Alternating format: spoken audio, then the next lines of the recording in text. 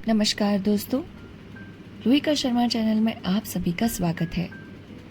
आज की हमारी कहानी का नाम है इज्जत का खून, जिसका पार्ट 2 आज मैं आपके साथ नरेट करने वाली हूँ। पार्ट 1 में आपने देखा कि साहिबा, जिसका पति सईद उसे पहले बेइंतहा मोहब्बत करता था, लेकिन बाद में जरीना के आने के बाद उसकी मोहब्बत जरीना के लिए उजागर हो गई, क्योंकि अब तक साहिबा से उसका मन भर चुका था और अब जरीना का रूप रंग उसे बहुत अच्छा लग रहा था। वो जरीना को कुछ ही महीने बाद अपने घर में ले आया और साहिबा की जिंदगी को बुरा कर दिया।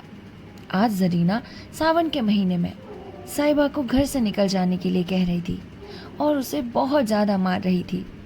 तभी सईद उसे ये करने से रोक देता है। कहानी आगे से बढ़ती है। सईद ने कमजी लेने के लिए हाथ बढ़ाया, मगर मालूम नहीं जरीना को क्या शुबहा पैदा हुआ। उसने समझा शायद वे कमजी को तोड़कर फेंक देंगे। कमजी हटा ली और बोली, अच्छा मुझसे यह दगा तो लो, अब मैं ही हाथों की सफाई दिखाती हूँ। यह कहकर उसे बेदर्द ने मुझे बेतहाशा कमचियां मारना शुरू की। मैं दर्द से ऐठ ऐठ कर चीख रही थी। उसके पैरों पड़ती थी, मिन्नतें करती थी, पर किए पर शर्मिंदा थी, दुआएं देती थी, पीर और पैगंबर का वास्ता देती थी, पर उस कातिल को जरा भी रहम ना आता। सईद तो काट के पुतले की तरह ये दर्रो सितम का नजारा आंखों से देख रहा था और उसको जोश ना आता। सईद कृपा करके मुझे बचाओ, सईद ये मुझे मार डालेगी। जरीना प्लीज मुझे छोड़ दो, जरीना प्लीज। शायद मेरा बड़े से बड़े दुश्मन भी मेरे रोने धोने पर तरस खाता। मेरी पीठ छिलकर लहूलुहान हो गई, जख्म पड़ते थे, हर एक चोट आग के शोले की तरह बदन पर लगती थी। मालूम नहीं उसने कितने दर्रे लगाए मुझे, यहाँ तक कि कमची को भी मुझ पर रहम आ गया। वह भी फटकर टूट पड़ी। लकड़ी का कलेजा फट गया, मगर इंसान का दिल न पिघला। मुझे इस तरह जलील और तबाह करके तीनों खबीस रूहें वहां से रुखसत हो गई। सईद के नौकर ने चलते वक्त मेरी रस्सियां खोल दी। मैं कहां जाती, उस घर में क्यों कदम रखती?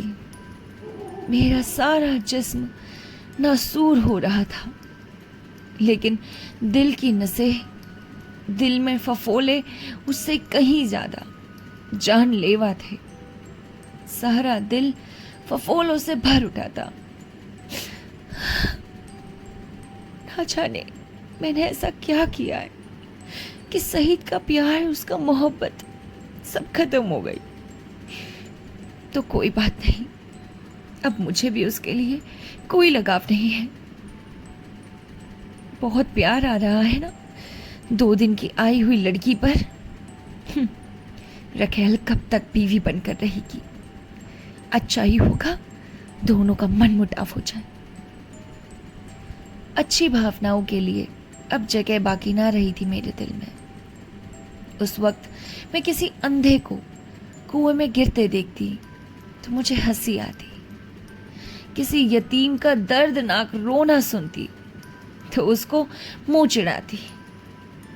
दिल की हालत में एक जबरदस्त इनकलाब हो गया था।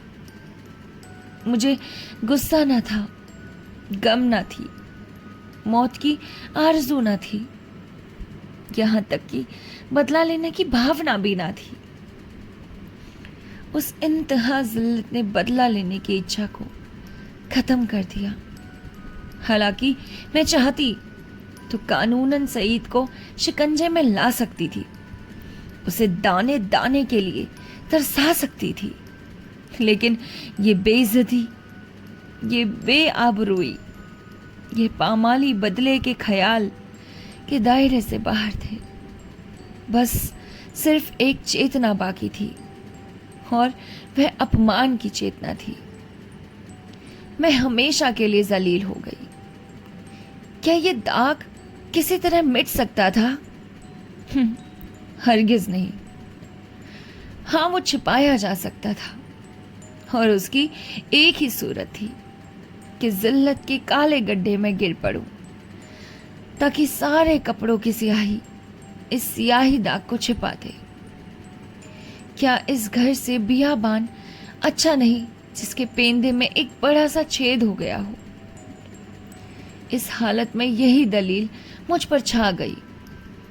मैंने अपनी तबाही को और भी मुकम्मल, अपनी जिल्लत को और भी गहरा, आने काले चेहरे को और भी लंबी काला करने का पक्का इरादा कर लिया। रात भर में वही पड़ी, कभी दर्द से कहराती और कभी इन्हीं ख्यालात में उलझती रही।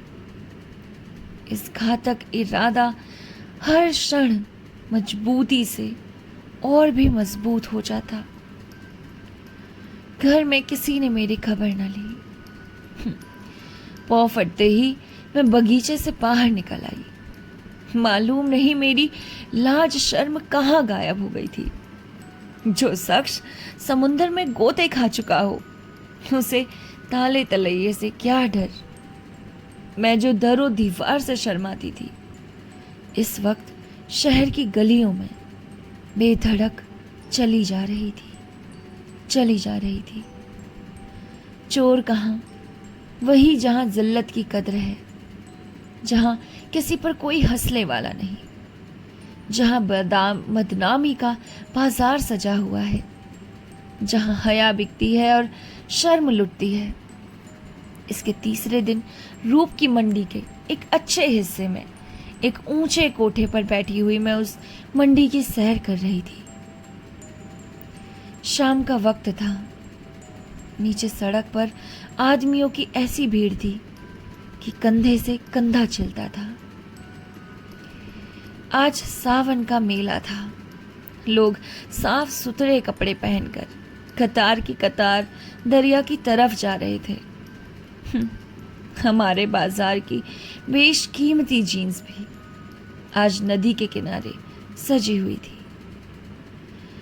कहीं हसीनों के झूले थे, कहीं सावन की मीत। लेकिन मुझे इस बाजार की सैर दरिया के किनारे से ज्यादा पुरतलुफ्त मालूम होती थी। ऐसा मालूम होता है कि शहर की और सब सड़कें बंद हो गई हैं।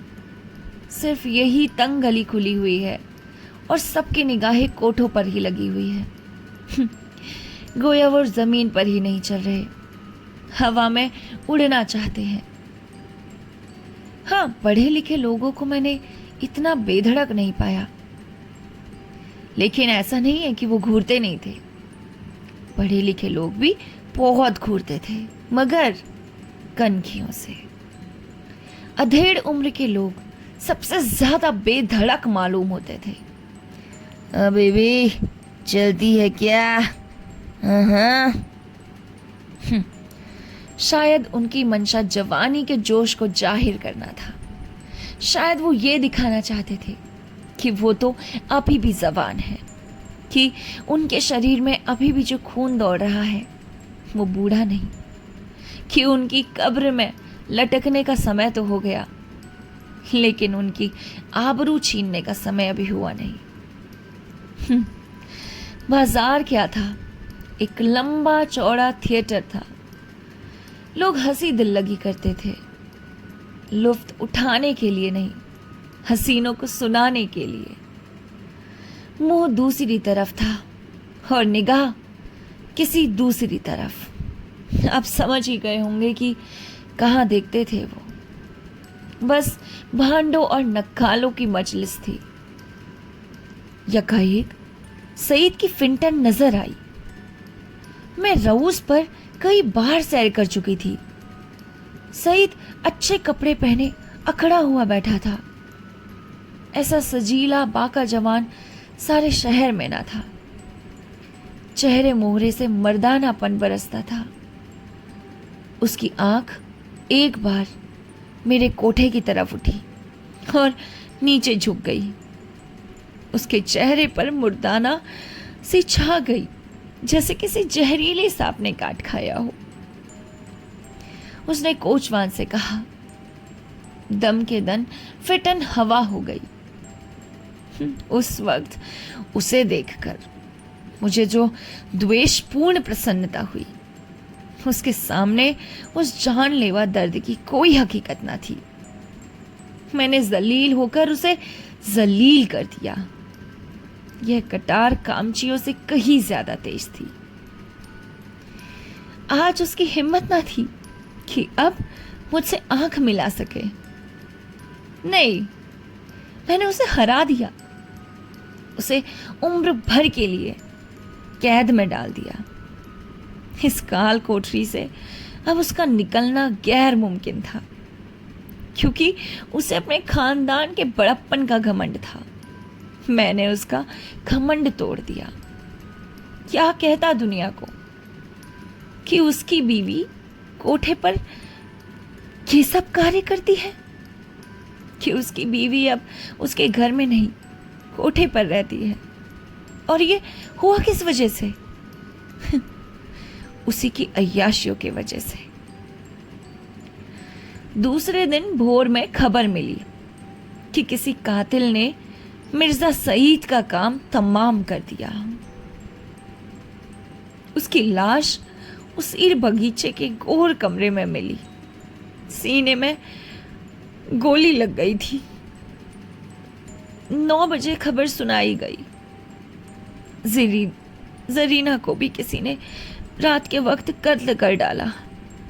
उसका सर तन जुदा कर दिया था। बात को जांच पड़ताल से मालूम हुआ कि ये दोनों वारदातें सईद के ही हाथों हुई थी। उसने पहले जरीना को उसके मकान पर कत्ल किया और तब अपने घर आकर अपने ही सीने में गोली मारी। इस मर्दाना गैरतमंदी ने सईद की मोहब्बत मेरे दिल में ताज़ा कर दी। शाम के वक्त मैं अपने मकाम पर पहुंच गई। फिर से अपने घर आ गई। अभी मुझे यहाँ से गए हुए सिर्फ 4 दिन गुजरे थे, मगर ऐसा मालूम होता था कि वर्षों बाद आई हूँ। दरो दीवार पर हसरत छाई हुई थी। मैंने घर में पांव रखा तो बरबस सईद की मुस्कुराती हुई सूरत आंखों के सामने आकर खड़ी हो गई। वही मर्दाना हुस्न, वही बाकपन, वही मुनहार की आंखें। बेअख्तियार मेरी आंखें भर आई और दिल से एक ठंडी आह निकल आई। गम इसका न था कि सईद ने क्यों जान दे दी, नहीं, उसका मुजरिमाना बेहिसी और रोब के पीछे भागना, इन दोनों बातों को मैं मरते दम तक माफ ना करूंगी। गम यह था कि ये पागलपन उसके सर में क्यों समाया। इस वक्त दिल की जो कैफियत है उसे मैं समझती हूँ कि कुछ दिनों में सईद की बेवफाई और बेरहमी का घाव भर जाएगा। अपनी जिल्लत की याद भी शायद मिट जाए, मगर चंद रोजा मोहब्बत का नक्श बाकी रहेगा। और बस अब यही सही मेरी जिंदगी का सहारा है। अब बस मैं इसी घर में रहना चाहती हूँ, अपने सईद की यादों के साथ, उन लम्हों के साथ जो मैंने और उसने 1 साल तक प्रेम से गुजारे थे। और यहीं पर ये कहानी खत्म होती है। प्रेमचंद्र जी की कहानी इतनी ज़्यादा मार्मिक होती है कि ऐसा लगता है जैसे हम अभी ही कोई कहानी नहीं बल्कि रियल लाइफ में है। मेरे लिए तो इन लोगों की कहानियाँ बिल्कुल ऐसी बन चुकी हैं जैसे मेरे सामने ही इनके कैरेक्टर खड़े हैं। जैसे साहिबा अपनी कहानी खुद सुना रही है, जैसे साहिबा को मैं कितने सालों से जानती हूँ, जैसे सईद से मुझे नफरत सी हो गई है, जैसे जरीना को देखकर तो मेरा मन ऐसा करता है कि उसकी चोटी घुमा दूँ। लेकिन जरीना की भी क्या गलती, सईद जैसे पुरुष हमारे समाज के लिए बेकार है। जरीना तो केवल अपना काम कर रही थी, सईद को वश में रहना चाहिए था। खैर, आपका इस मामले में क्या कहना है, हमें लिखकर ज़रूर बताएं। आप इस कहानी को बिल्कुल शेयर नहीं कर रहे और कुछ समय से मैं देख रही हूँ कि मेरी रीच भी बिल्कुल ज़ीरो हो चुकी है। मानती हूँ कि बिल्कुल भी सब्सक्राइबर नहीं है, लेकिन कोशिश तो पूरी है और मैं कोशिश भी करती हूँ कि हर एक कैरेक्टर को जवान रूप दे दूँ। आप सबको इतना प्यार देते हैं, मुझे भी दीजिए। मिलते हैं आपसे नेक्स्ट कहानी के साथ। तब तक के लिए नमस्कार, अपना ख्याल रखिएगा।